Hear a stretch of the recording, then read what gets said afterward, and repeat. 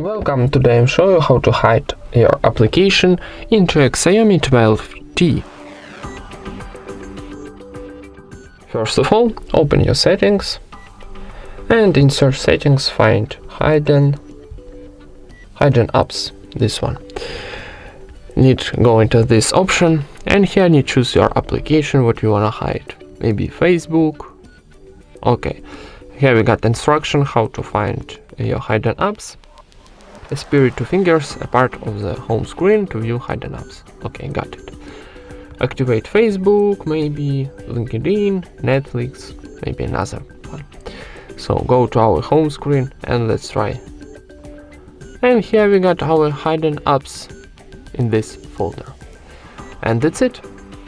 Thank you for watching. Leave thumbs up and subscribe to our channel.